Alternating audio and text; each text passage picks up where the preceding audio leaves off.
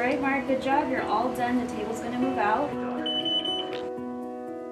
If you have a really good idea and you want to jumpstart that, it's probably a good idea to talk to the Alzheimer's Association because they're more agile. They can take a bigger risk because they're invested in the cure for the disease. That is their entire mission, period, end of story. That's what they want. My name's Arthur Toga. I'm the director here for this institute, which is the Institute for Neuroimaging and Informatics. My name is Maria Carrillo, and I am the Chief Science Officer for the Alzheimer's Association. We don't want to stop this disease when one has already lost their independence. We want to stop or slow the disease earlier when it matters more for a person to enjoy their life. These images here on the left are amyloid PET scans. I'm Paul Azen. I'm the director at the USC Alzheimer's Therapeutic Research Institute. We are at an incredibly exciting time. Our trial designs have improved. Our understanding of the disease has improved. We now have drugs on the market that attack the amyloid in Alzheimer's disease and slow disease progression. The Alzheimer's Association partners with us essentially in everything that we do. So I'm Beca Zlokovic, I'm a neuroscientist, and I work here at the University of Southern California. I run the Zilkha Neurogenetic Institute.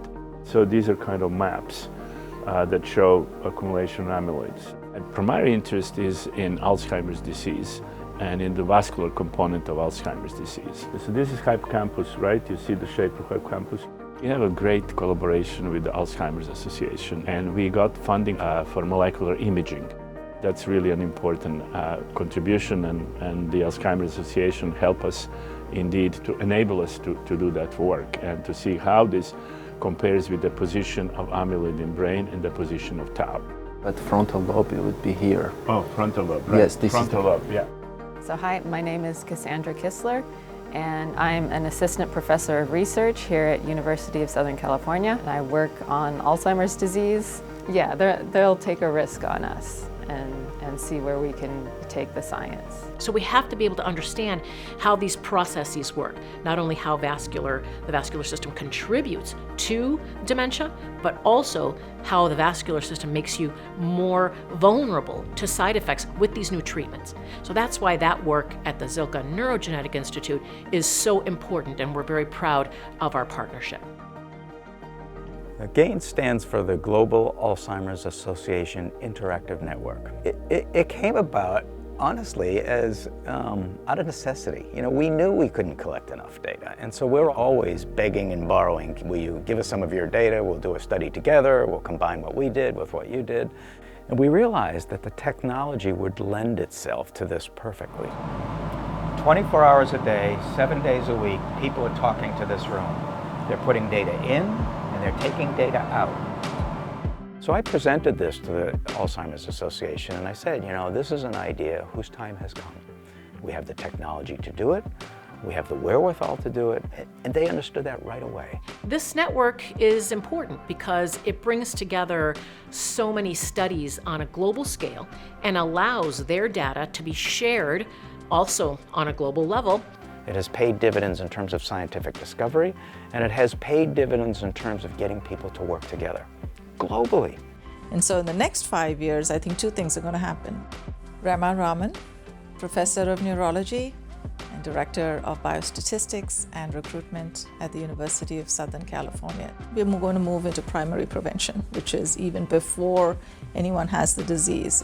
It's like you take your cholesterol levels and you adjust it so that you prevent heart disease. We now have blood tests that will allow us to do it. The second space I think we're going to make change is where clinical trials for Alzheimer's disease are going to be moving more and more into the community rather than in elite research institutions. One of the biggest challenges in enrolling people for clinical trials for Alzheimer's is that today, memory care, dementia care across the country is really reserved for those primary clinics in academic centers.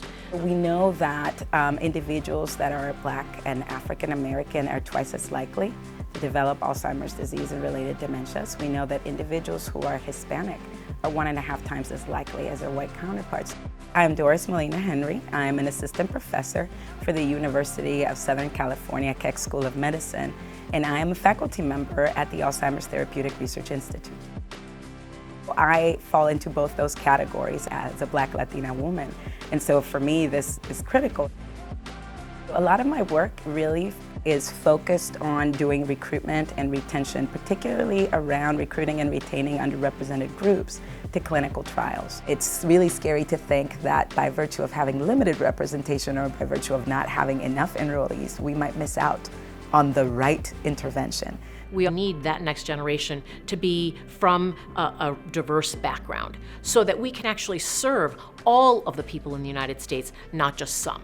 We all must be invested in this. There's nobody that doesn't know somebody with Alzheimer's disease. We all have to participate in whatever way we can. There is no organization more effective in this fight than the Alzheimer's Association. And we have to start thinking differently about this.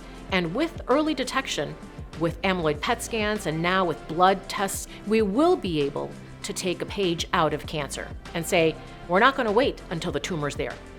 Well, we're going to go after amyloid plaques, even if it's in a 40 or 50-year-old individual, and we're going to slow or even stop Alzheimer's in its tracks.